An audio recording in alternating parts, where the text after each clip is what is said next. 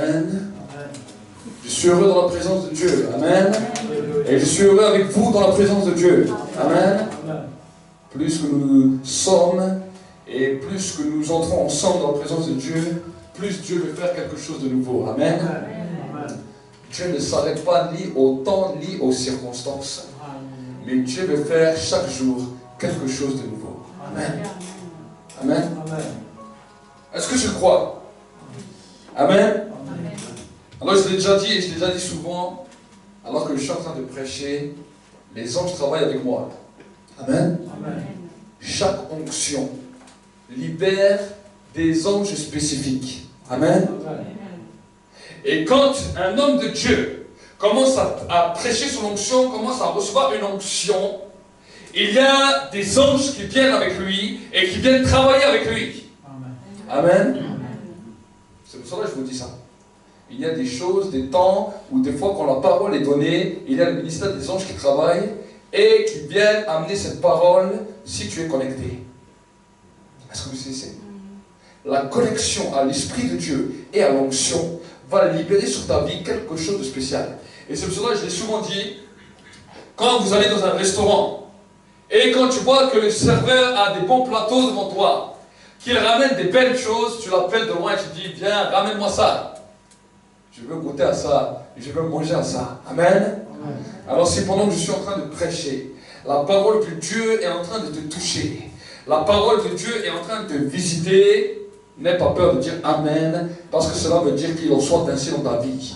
N'aie pas peur d'élever ta voix fort. N'aie pas peur de dire Amen et de te saisir des bénédictions spirituelles qui sont là dans l'esprit, parce que c'est le temps où nous devons saisir les bénédictions que Dieu a préparées pour vous. Amen. Amen. Dieu a préparé des temps pour vous, et il y a quelque chose que j'aimerais vous parler, j'aimerais vous partager avant de commencer à prêcher. J'en ai fait un message il n'y a pas très longtemps, il y a 3 semaines j'ai fait ce message, mais le Saint-Esprit m'a reparlé de cela aujourd'hui, et alors que j'étais en train de rouler dans mon camion, et que j'étais en train de parcourir les routes, à un moment donné, le ciel s'est ouvert, j'ai vu une vision, et j'ai commencé à déclarer, Seigneur, cela c'est pour nous. Amen. Amen. J'ai vu une vision où il y avait plein de personnes qui se préparaient pour venir célébrer le Seigneur. J'ai vu un temps où le soleil était chaud et alors que j'étais là dans l'esprit, je commençais à voir que malgré qu'il y avait le soleil, il y avait un vide sur la terre. Et pendant ce temps, je voyais des hommes et des femmes qui étaient tristes. Mais il y a eu comme une sonnette d'alarme qui a retenti dans l'esprit. Et quand il y a eu cette sonnette d'alarme, j'ai vu plein de personnes de différentes couleurs, que ce soit des blancs, des noirs, de différentes nations, qui commençaient à se préparer. Et il y avait une grande salle de préparer. Et je dis, mais Seigneur, je suis à mon volant du camion. Le Seigneur me dit, voici maintenant le temps. Est-ce que tu veux cela? Et je dis, Seigneur, je me saisis de cela par la foi. Amen. Amen. Amen. Et je sais que cela va se réaliser parce que j'ai saisi le bon moment de Dieu. Amen. Il y a le timing de Dieu. Est-ce que tu connais le timing de Dieu? Regarde ton frère, regarde ta soeur, dis-lui le timing de Dieu. Amen. Amen. Dieu a un timing pour toi. Amen. Et dans ce timing, il y a des moments où tu pries. Il y a des moments où tu fais tes propres demandes. Il y a des moments où tu fais tes demandes d'après ce que tu crois vouloir ou ce que tu crois penser. Ça c'est bien. Mais des fois ce style de prière peut nous fatiguer. Parce que des fois on demande, et des fois on reçoit pas. Cette prière peut nous fatiguer.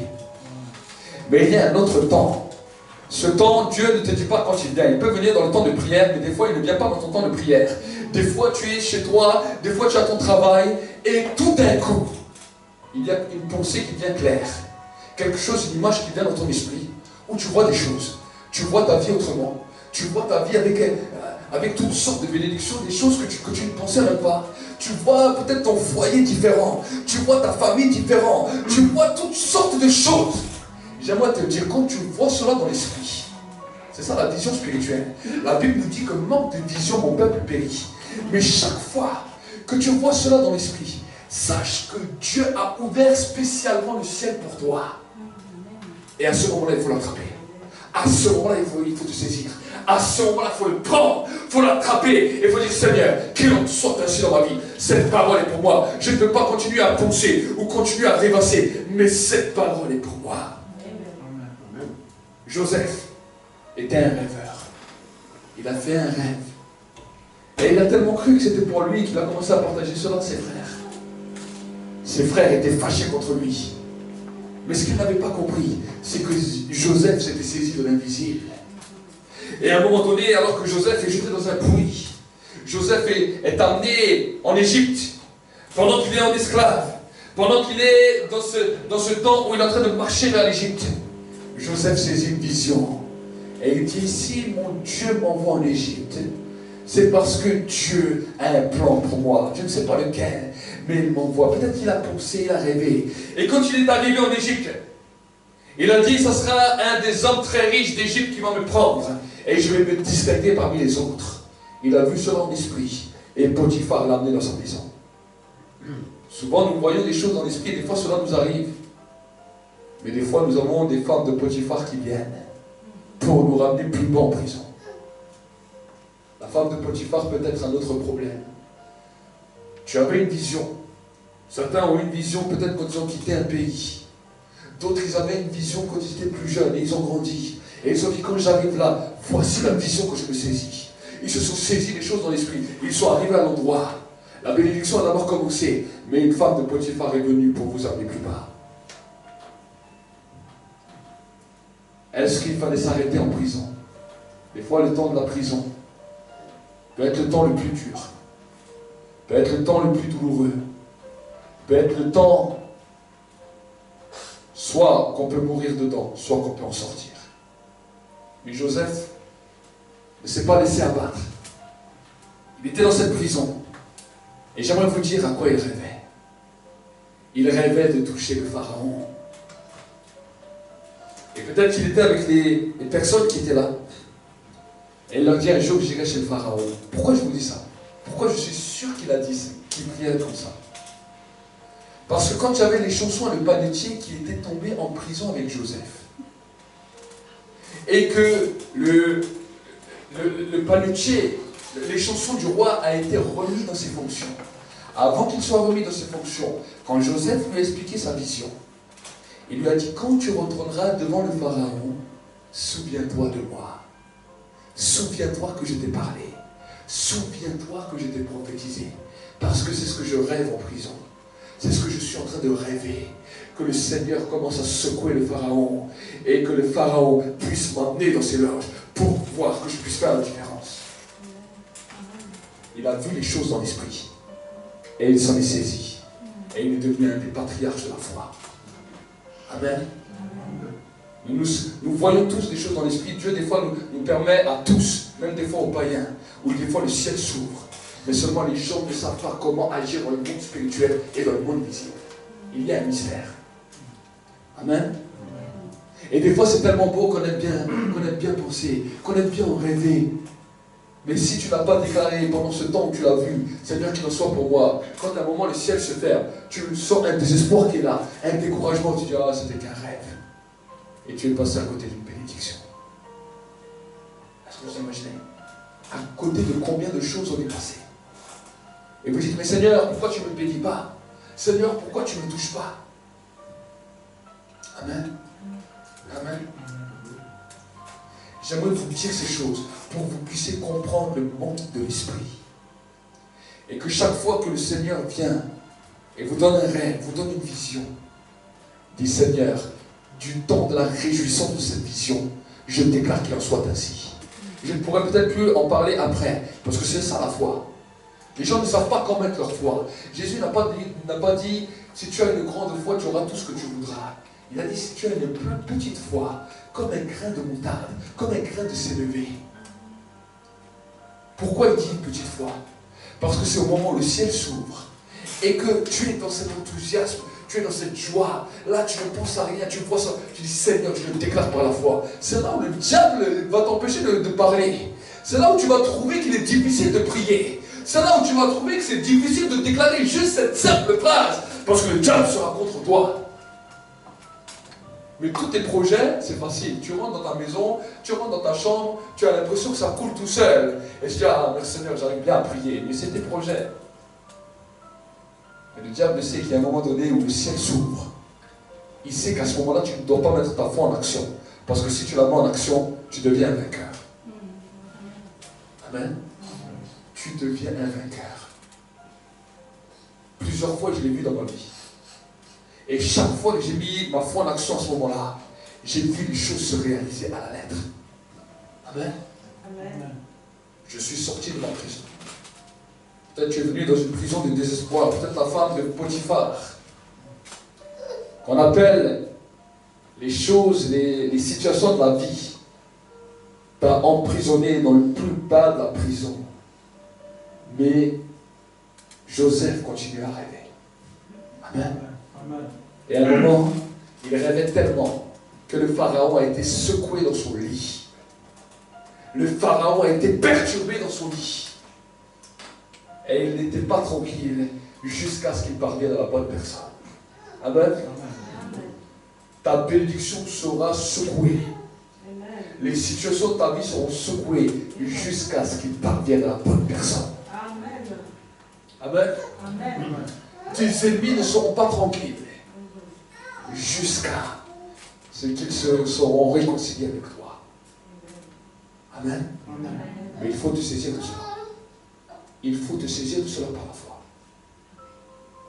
Et vous savez, pendant que nous étions en train de louer, il y a eu un moment où le ciel s'est ouvert. Le ciel s'est ouvert. Vous savez, le découragement, le désespoir nous fait passer des fois à côté des choses. Laisse le découragement. Peut-être même quand je suis en train de prêcher, il y aura peut-être un moment où le ciel s'ouvre. Alors même si je continue à prêcher, je dis, Seigneur, cela est pour moi. Et ça c'est pour moi. Commence à le déclarer, commence à entrer dans une dimension d'esprit. Amen. Parce que le Saint-Esprit peut nous faire entrer dans la dimension de l'esprit. Pas simplement être des religieux, être assis sur une chaise, avoir des lois dogmatiques qu'on doit faire, qu'on ne doit pas faire, des lois rigides. Il y a des dimensions de l'esprit dans lesquelles l'esprit va le laisser agir.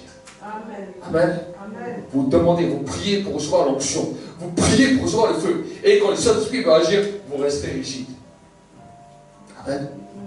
Si on prie pour recevoir des choses de Dieu, si on prie pour voir un changement, si on prie pour voir un bouleversement, alors ce bouleversement arrivera. Amen. Amen. Amen. Amen. Ce bouleversement arrivera.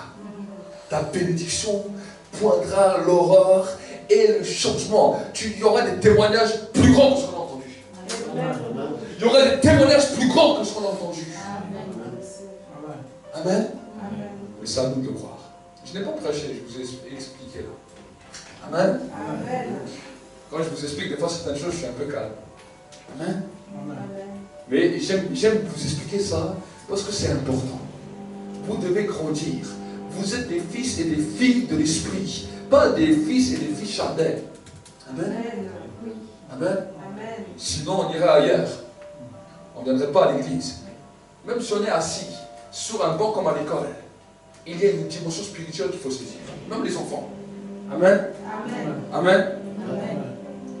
Alors que j'étais dans ma maison, j'ai entendu la voix de l'esprit.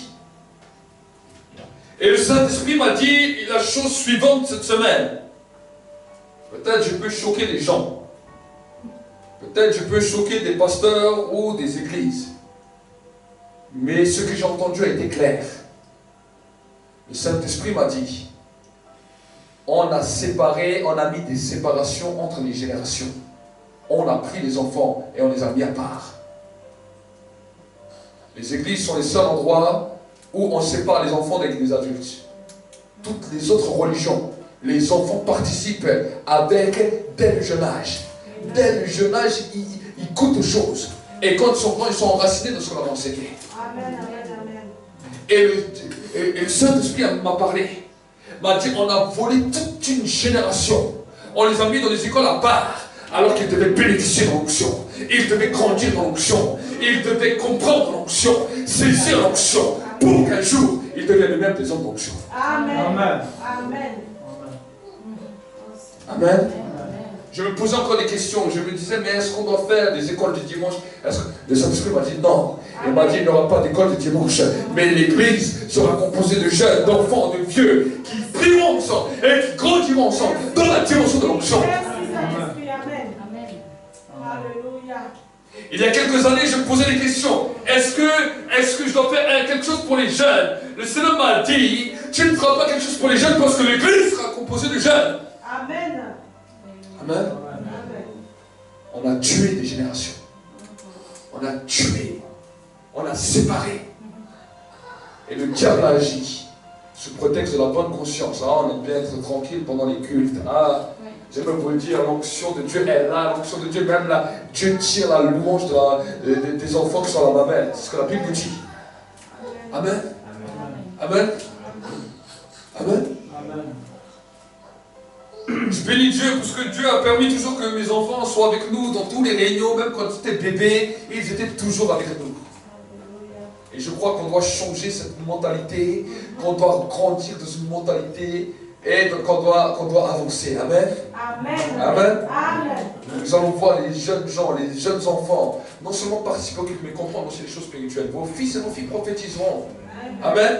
Amen. Tous les enfants. Vous êtes appelés à prophétiser. C'est vous qui devez prophétiser dans l'église. Amen. Amen. Hein, tous les enfants que vous êtes là, c'est vous qui êtes appelés à prophétiser dans l'église. Nous, on est appelés à être assis à vous écouter. Amen. Amen. C'est ça qui s'est passé pendant le réveil des Huguenots. Il y a eu un grand réveil en France. Et dans ce réveil, quelque chose d'extraordinaire s'est passé. Des enfants commençaient à prophétiser. Les grands ils commençaient à trembler. L'onction descendait, des guérisons, des miracles, des délivrances. À l'époque, l'État français, on fait quoi? On pourchassait ces jeunes, ils en ont tué certains. Et quand certains, ils n'ont pas pu les avoir, ces jeunes enfants, ils sont partis émigrer aux États-Unis. Et c'est là où les grands réveils ont explosé. Amen. Amen.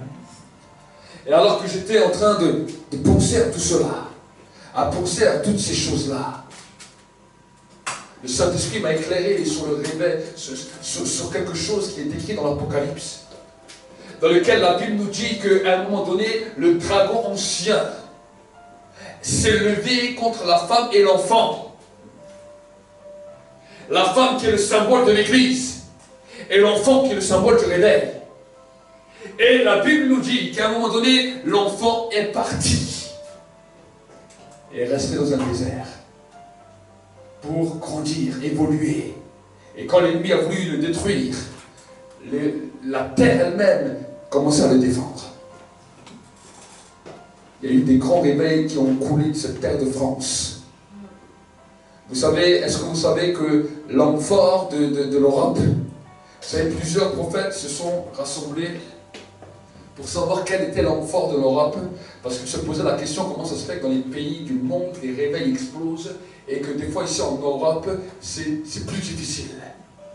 Et ce qu'ils ont vu, quand ils ont prié, Dieu leur a révélé qu'il y avait le Léviathan ancien, le dragon ancien qui était l'homme fort de l'Europe.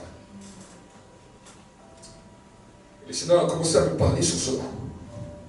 Un jour, alors que j'étais en 2012, je venais de finir une convention avec un frère.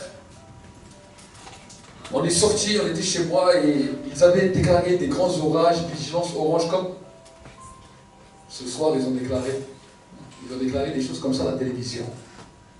Mais ce soir-là, j'ai dit à mon ami qui était là, c'est un ami, le pasteur Mario de Paris,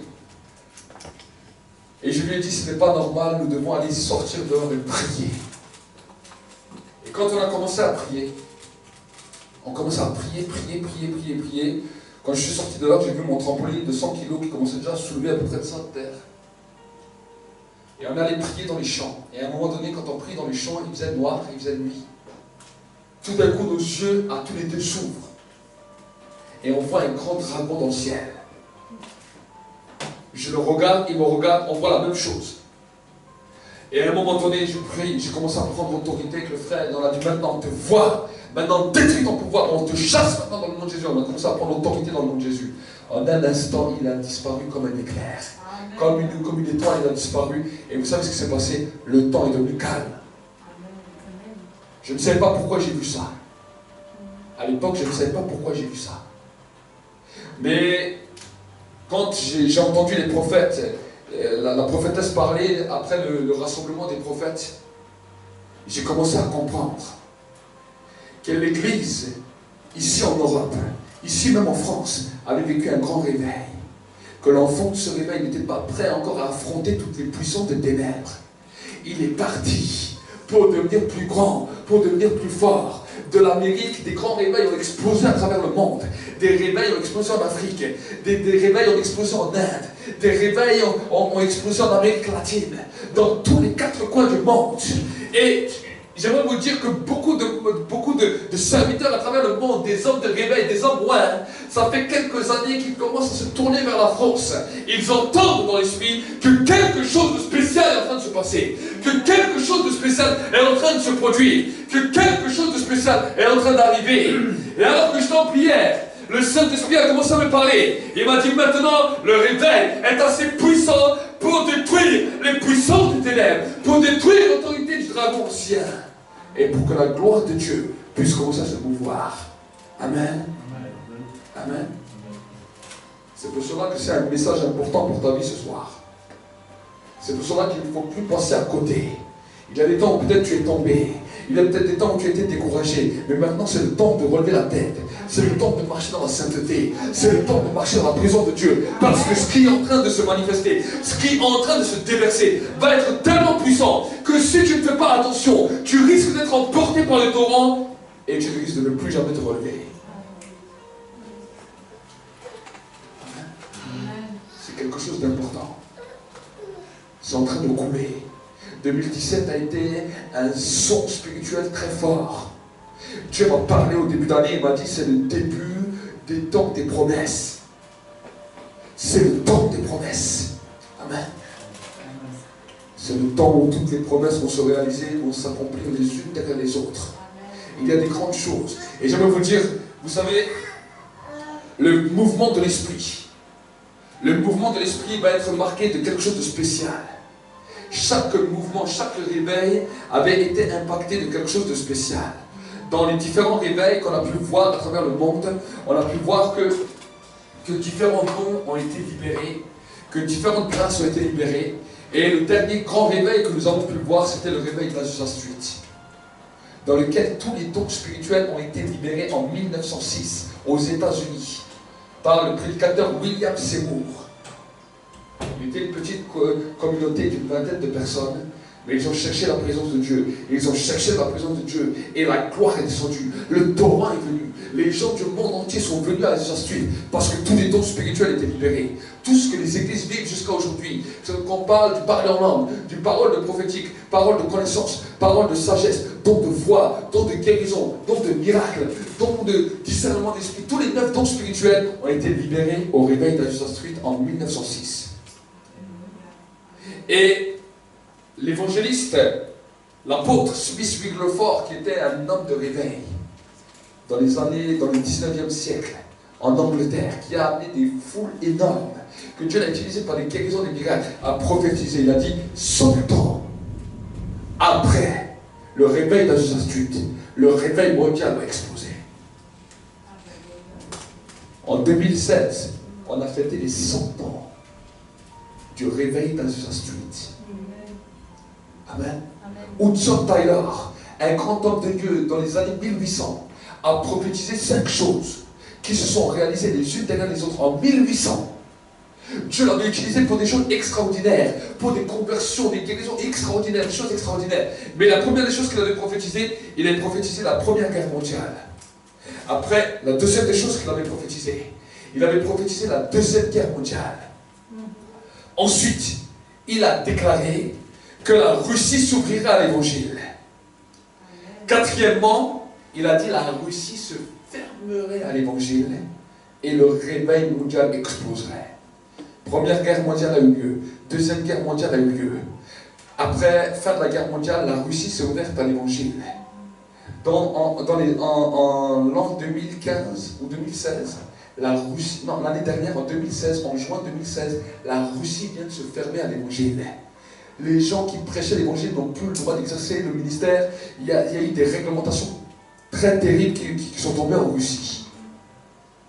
Et la 5e mort, il a parlé du réveil mondial. Toutes les 5 points qu'il a dit sont réalisés à la lettre en 1800.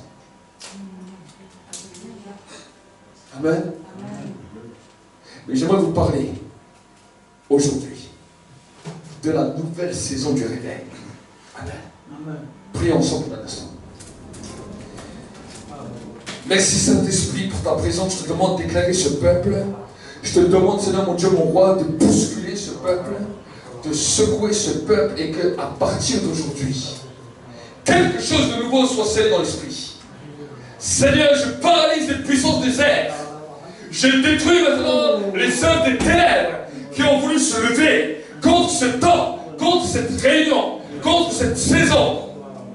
Et je veux déclarer un nouveau temps, une nouvelle saison, un nouveau timing. Le temps kairos de Dieu. Merci pour la présence des anges, des archanges, des séraphins, des chérubins qui sont déployés maintenant pour leur ministère rendu maintenant.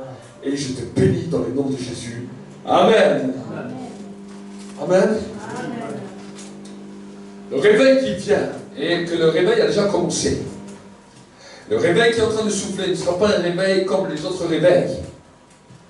Le réveil qui est en train de souffler n'est pas un réveil de don spirituel. Mais le réveil qui est là, c'est le plus grand et le plus grand mondial, dans lequel le réveil qui va annoncer le retour de Jésus, dans lequel Jésus va revenir en roi des rois. C'est la personne de l'Esprit. Amen. On a pu goûter à différents temps de gloire, différents temps d'onction que Dieu a répandu sur les hommes. Différents hommes sont levés à travers les générations qui ont essayé de parler sur la communion avec le Saint-Esprit. Et souvent, on l'a limité aux réunions de l'Esprit. Et on continuait les réunions comme si de rien ne se passait. Et une fois de temps en temps, on avait dans le une réunion de l'Esprit. Et on reparlait de l'Esprit, et l'onction descendait, et la puissance descendait, et les miracles descendaient. Je voulais dire quelque chose en train de se passer à travers les airs. Parce que quand une révélation est en train d'être libérée, quelque chose se produit. Amen. Quelque chose se produit. Il y a un combat dans le monde spirituel. Il y a un combat dans le monde visible. Parce qu'une vérité est en train d'exploser.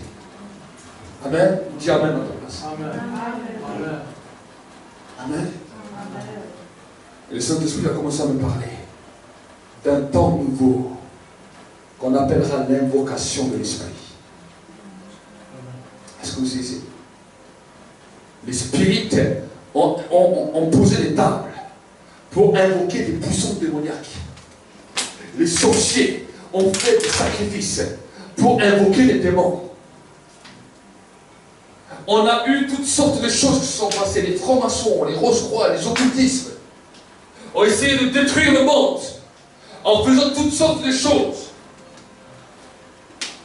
Mais il y a un temps maintenant, un temps de renversement, un temps de bouleversement, où l'invocation de l'Esprit sera présente à chaque culte, où les cultes ne pourront plus se passer sans être avec l'Esprit. Amen. Amen. Ceux qui seront contre à ce mouvement, ceux qui critiqueront cela, seront discrédités directement. Le Saint-Esprit m'a parlé clairement. Il m'a dit il y aura des serviteurs qui seront discrédités parce qu'ils refuseront cela. Amen. Pour que le retour de Jésus revienne sur terre en puissance et en gloire, nous devons voir que l'Église est à la recherche de la présence de l'Esprit de Dieu. L'Église doit être à la recherche du Saint-Esprit. L'Église doit commencer à invoquer le Saint-Esprit. L'Église doit commencer à courir après l'Esprit, à commencer à rechercher l'onction, ardemment l'onction. Quand tu commences à rechercher l'onction, ardemment l'onction, alors Dieu commence à te voir, Dieu commence à t'utiliser, Dieu commence à libérer la puissance sur ta vie. Amen. Amen.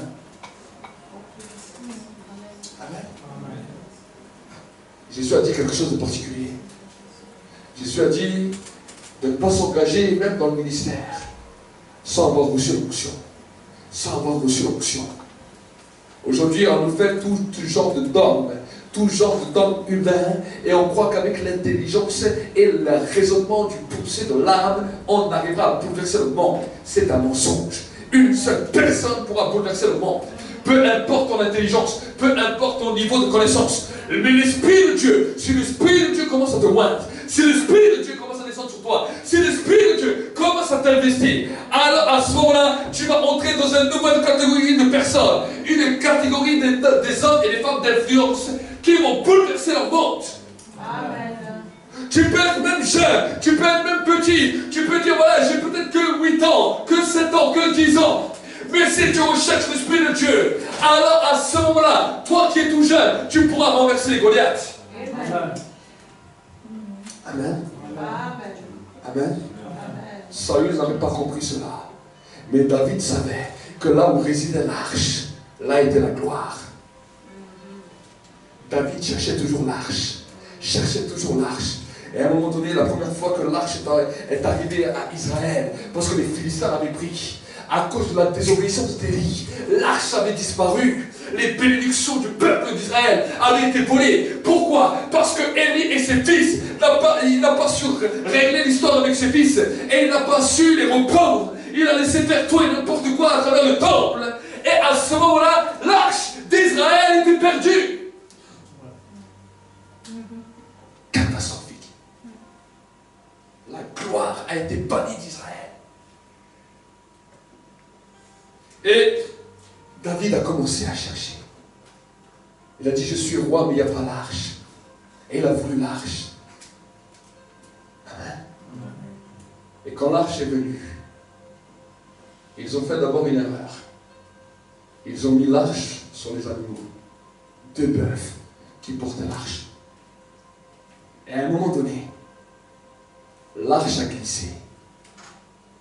Et quand l'arche a glissé, un des amis de David, qui aimait aussi l'arche, a posé sa main, a voulu rattraper l'arche. La Bible nous dit qu'il a été mort foudroyé sur place. David s'est arrêté. Il a dit, mon Dieu, il a dit, si cette arche vient dans ma maison et que je fais n'importe quoi, cette arche va me détruire. Alors David a dit, je ne peux pas l'amener chez moi. Il a appelé le peuple, il a dit, j'ai tellement prié pour que cette arche vienne. Mais quand cette arche est venue, cette arche est devenue un danger. Il a dit au peuple, qui veut cette arche? Et là, un homme du nom d'Obed-Édom a levé sa main. Il a dit, moi je veux bien accepter cette arche dans la maison. J'ai prié avec toi, David, tout ce temps. Mais moi je ne veux pas que cette arche quitte ma maison. Et la Bible nous dit qu'Obed-Édom a commencé à amener cette arche dans sa maison. Et David, tous les jours, envoyait des espions pour voir qu'est-ce qui se passait. Et après 3 mois, dis avec moi 3 mois, il a commencé à entendre. Depuis que l'arche est entrée dans la maison d'Obed-Édom, il a commencé à prospérer. Tout a commencé à changer. Sa vie a commencé à devenir un arbre de paix. Tout ce qu'il avait besoin lui était accordé. Et là, David a dit, je ne peux pas laisser cette arche dans la maison d'Obed-Édom. Je dois l'amener. Et la Bible nous dit qu'à ce moment-là, ils ont amené l'arche. Et là, ils ont regardé d'abord sur la loi. Dans la loi de Moïse, la Bible nous dit pas que l'arche devait être transportée par les vaches, mais l'arche devait être transportée par les Lévites, par les sacrificateurs. Ils devaient être 4 et ils devaient transporter l'arche pour que l'arche puisse aller de lieu en lieu et pour que l'arche puisse donner un canal de bénédiction et non de malédiction. Il fallait respecter les règles. Amen. Et là, David a fait quoi? Il a pris les Lévites, il les a fait porter l'arche et dès qu'ils avançaient, il sacrifiait des bœufs, il sacrifiait des animaux pour l'arche et il a commencé à danser. Il a commencé à danser, la gloire a commencé à se répandre. Amen. Saül n'a pas cherché autant l'arche. Saül a cherché la gloire. Mais David a cherché l'arche. Et à un moment donné, alors qu'il était dans des situations difficiles, sa prière était la suivante. Ne me retire jamais ton onction, ne me retire jamais ton esprit. Où irai-je? Loin de ta présence. Où irai-je? Loin de ta face. Le réveil d'Israël a été le plus grand, le plus puissant lorsque David était là. Parce que David amenait le peuple à rechercher la présence de Dieu à travers l'arche de l'Alliance. Amen. Les Philistins avaient peur de cette arche. Parce qu'ils savaient que chaque fois que le peuple marchait et honorait l'arche de l'Alliance, à ce moment-là, la bénédiction était sur eux et les Philistins ne pouvaient rien. Amen. Amen. L'Église a vécu malheureusement des temps comme des temps de Saül, où l'arche a été méprisée. L'arche de la présence de Dieu, qui est le symbole de l'Esprit Saint, qui est le symbole du Saint-Esprit, a été méprisée. Pourquoi, à votre avis, l'arche qui était là du temps de Moïse a disparu? Parce que c'était simplement l'image pour nous montrer qui était le Saint-Esprit. Amen. Quand le Saint-Esprit est déversé, l'arche disparaît, normal. Parce que celui qui était la représentation ne peut pas rester en même temps que celui qui est là. Et nous avons cherché, vous savez, c'est important. La chose la plus importante, pourquoi Jésus est mort, c'est pas uniquement pour nous laver nos péchés. Ça c'est bien, mais c'est pas l'unique chose. La chose principale, pourquoi Jésus est mort pour toi et moi, c'est pour que tu puisses recevoir le Saint-Esprit. Amen. Parce que le Saint-Esprit a dit, je ne pourrai plus jamais habiter dans l'homme. Parce qu'il a vu que l'homme était mauvais. Il a vu que l'homme faisait n'importe quoi. Il a dit, je ne peux plus habiter dans l'homme. Et quand il a dit ça, quand il a décrété cela, quelque chose de terrible s'est passé dans l'humanité. L'âge de l'homme s'est raccourci à 120 ans. Est-ce que vous imaginez? Jusqu'avant, on vivait jusqu'à 800 ans, 700 ans, 900 ans. Quand le Saint-Esprit a décidé, je ne peux pas vivre dans l'homme, il est sorti de l'homme. Il a dit, je ne peux pas continuer à vivre en l'homme. Ses âges ont raccourci à 120 ans. Qu'est-ce que ça veut dire? Ça veut dire que si tu comprends le mystère de l'Esprit et que tu recherches à l'arche, que tu recherches sa présence, que tu es en communion avec sa présence, tes jours vont se multiplier sur terre. Amen. Amen. Amen. Tes jours vont se multiplier sur terre. Amen. Au lieu de vieillir, tu vas rajeunir. Amen. Amen. Dieu veut faire quelque chose, mais c'est une mentalité. Le Saint-Esprit ne doit pas être simplement là à une réunion. Et pendant 3 semaines, 4 semaines, on continue sans nous occuper du Saint-Esprit. On fait une belle louange sans nous occuper du Saint-Esprit. On fait de belles prières sans nous occuper de l'Esprit. On est toujours fâché, on est toujours découragé sans nous occuper du Saint-Esprit. C'est pour cela que les réveils ont eu des courtes durées. 3 ans, 4 ans, 5 ans. Ils ont arrêté. Les fils des réveils ont été toujours là. Il y avait peut-être toujours les fous à cause, parce qu'il y a eu un réveil. Ça, c'est l'effet du réveil. Mais la qualité du réveil avec la présence de Dieu a disparu. Les églises ont été pleines. Les bâtiments étaient pleins. Mais la présence de Dieu a disparu. La gloire a été évaporée.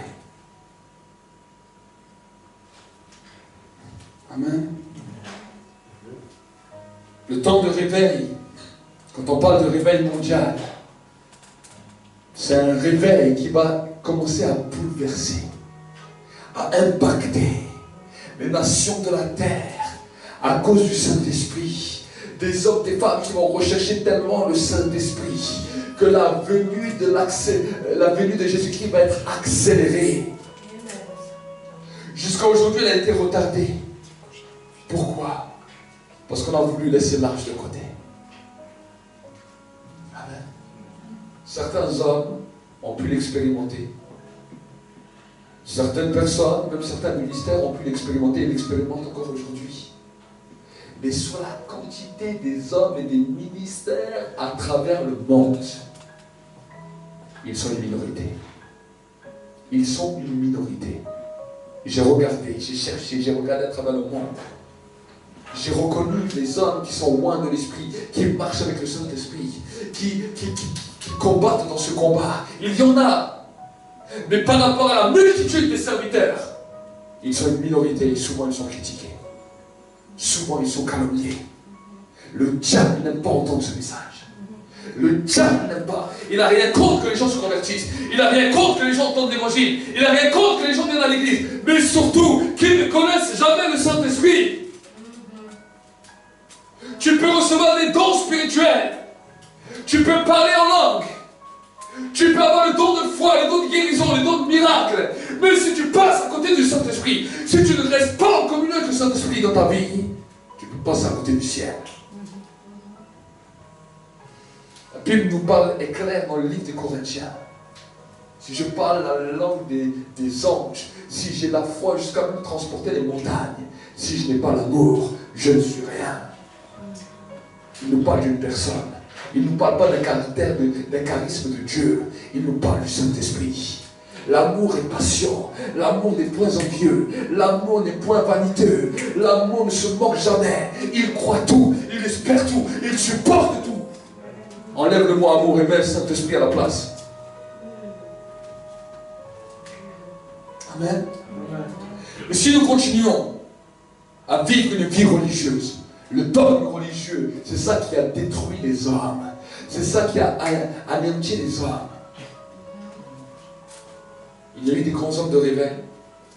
Luther est venu avec 95 thèses. Calvin est venu avec des méthodes. Chaque homme avait quelque chose. Mais cela préparait une venue puissante. William Seymour, en 1906, est venu avec le don spirituel. Les gens venaient du monde entier pour entendre parler en langue, pour entendre prophétiser, pour recevoir ces dons merveilleux. Aujourd'hui, on en est habitué. Même les sorciers essaient d'en faire autant. Mais le réveil qui est là ne va pas être le même. Les gens ne vont pas venir à cause d'une personne. Les gens ne vont pas venir à cause d'un âme. Les gens ne vont pas venir à cause d'un parler en langue. Les gens vont venir à cause du Saint-Esprit. Amen. C'est cette cause que je veux combattre. Je ne parle même pas de mon propre ministère. Parce que mon propre ministère, je lui ai déjà donné. Amen. Ce n'est pas mon ministère, mais c'est son ministère. Les gens alors se posent la question, mais comment peux-je faire? Comment est-ce que je peux faire? Commence à chercher tous les jours la présence de Dieu. Commence à invoquer le Saint-Esprit. Commence à lire la parole de Dieu et me dire, Saint-Esprit, conduis-moi. Saint-Esprit, éclaire-moi. Saint-Esprit, parle-moi. Saint-Esprit, donne l'onction sur ma vie. Mets l'onction sur ma vie. Donne-moi le feu, Esprit de Dieu. Je recherche ta présence. Je vais être un homme, je vais être une femme différente. Je veux voir que dans ma maison, les choses se passent différentes. Des fois, certaines situations sont seulement là parce qu'on a laissé l'arche derrière. On a laissé l'arche de côté. Mais je vais être un homme, une femme qui commence à rechercher l'arche, rechercher la présence. Et dans 3 mois, dis avec moi 3 mois. 3 mois. Ta maison entière sera transformée. 3 mois. Obédédam, 3 mois. Des transformations commencent à venir. Des bouleversements commencent à venir. Et David a entendu. Jésus est là et il écoute. Est-ce que la présence de Dieu dans leur vie amène le changement? Je vais reconnaître ceux et celles qui passent du temps avec ma présence quand j'entends le changement. Il envoie les anges, comme David a envoyé ses serviteurs. Et il vient dans ta maison. Et il dit, est-ce que dans la vie de mon frère, est-ce que dans la vie de ma soeur, est-ce que tu entends le changement? Les anges disent, non, je n'entends pas le changement. Alors il ne passe pas du temps avec ma présence. Mais quand il entend le changement, il commence à se tourner. Il dit, j'entends un changement. Les gens disent, oui, ça change de partout. On est obligé d'agir. Le siècle est dépêché. Il passe du temps dans ma présence. Je vais venir le visiter. Je vais descendre et je vais voir ce qui se passe là-bas. Je me lève en sa faveur. Quand Jésus se lève du ciel, la terre commence à trembler. Quand Jésus commence à descendre sur la terre, il vient visiter chaque fois quelqu'un qui passe du temps avec sa présence. Amen. Et si Jésus vient, le ciel entier descend chez toi. Amen. Amen. Amen. C'est cela qui est important ce soir. Ce soir, nous voulons voir des hommes et des femmes affamés. Des hommes et des femmes. Quand tu viens à l'église, des fois les gens disent, ah mais aujourd'hui je ne peux pas venir à l'église. Aujourd'hui j'ai un autre programme. Aujourd'hui j'ai fait ça. J'aimerais t'encourager. Il y a un temps où les gens vont venir de partout. Et il n'y aura même plus de place. Parce que les gens vont être affamés de l'esprit. Ils vont savoir que chaque culte, il y a quelque chose de spécial pour eux. Et si toi tu commences à négliger les choses, tu peux être comme David, frustré à cause de la présence de Dieu. Et j'aimerais t'encourager. J'aimerais t'encourager. Chaque fois que nous réunissons, le Saint-Esprit va continuer à grandir. Le Saint-Esprit va continuer à se mouvoir. Chaque fois, il va libérer des choses nouvelles. Mais c'est à toi de te saisir. C'est à toi de l'attraper. Et c'est à toi de te dire, je viens de la présence de Dieu. Je ne viens pas pour rencontrer le pasteur. Je ne viens pas simplement pour raconter mes histoires au pasteur. Mais je viens pour chercher la présence de Dieu. Parce que je sais que le Saint-Esprit est ici. Et que l'arche de Dieu est ici pour la gloire de Dieu le Père. Amen. Donc je voudrais lancer un appel ce soir à tous ceux et celles qui disent, Seigneur, je veux commencer à chercher ta présence. Je veux commencer à chercher l'arche. Je veux commencer à devenir comme Obed-Édom, à mettre l'arche dans ma maison, prendre soin de cette arche, prendre soin du Saint-Esprit, rechercher le Saint-Esprit, chercher le Saint-Esprit. Il y a le vent du réveil qui a déjà commencé à souffler. Mais le vent du réveil va continuer à s'amplifier. Les fleuves du réveil vont commencer à couler, à déferler à une telle puissance que si tu n'es pas prêt, tu risques de passer à côté. Alors j'aimerais lancer un appel à tous ceux et celles qui veulent être des hommes, des femmes, qui cherchent la présence de Dieu, qui veulent avancer dans la présence de Dieu, qui veulent grandir dans la présence de Dieu. Venez devant, venez devant, venez devant. Venez devant, que tu sois jeune, que tu sois vieux, peu importe ton âge, viens devant. On va prier ensemble pour que le Saint-Esprit puisse faire quelque chose dans ta vie, pour que le Saint-Esprit puisse circoncire ta vie, pour que le Saint-Esprit puisse changer ta vie pour la gloire de Dieu le Père. Peut-être si tu es là dans l'attente de la prière et que tu veux lui demander pardon, parce que peut-être tu l'as offensé. Peut-être tu as méprisé sa présence. Peut-être tu n'as pas vécu comme lui il voulait, dans la dimension que lui il voulait. Peut-être tu l'as négligé. Demande-lui pardon pendant un instant. Je vais mettre la musique pendant un instant. Et je t'encourage à lui demander pardon. Commence à lui demander pardon. Ferme tes yeux, fermez vos yeux. Fermez vos yeux. Que tu sois jeune, que tu sois vieux. Commence à lui dire, Saint-Esprit, je veux marcher dans tes règles. Il n'y a pas de chantage avec le Saint-Esprit. Il n'y a pas, si tu fais ça, je fais ça. Il n'y a pas de chantage, c'est lui qui décide. Dis-lui, Saint-Esprit, je veux marcher dans tes règles. Je veux marcher avec toi. J'ai besoin de toi. Je veux attraper ta présence. Je veux marcher toujours plus près de toi. Je veux, Saint-Esprit, te connaître. Je veux te connaître. Je veux te connaître. Je veux marcher. Dis-lui, parle de lui. Parle de lui. Je veux te connaître. Parle de lui. Je veux te connaître. Je veux suivre tes règles. Je veux t'obéir. Je veux marcher selon ta volonté. Je veux te connaître. Je veux te connaître. Je veux entendre ta voix. Je veux que L'autel de l'esprit. je veux être ton temple. Oh, continue à prier. Saint-Esprit, je déclare que l'autel de l'esprit est ouvert dans ce lieu. L'autel de mon ami, Saint-Esprit, mon ami, l'autel de l'esprit est ouvert. Voici bien un temps.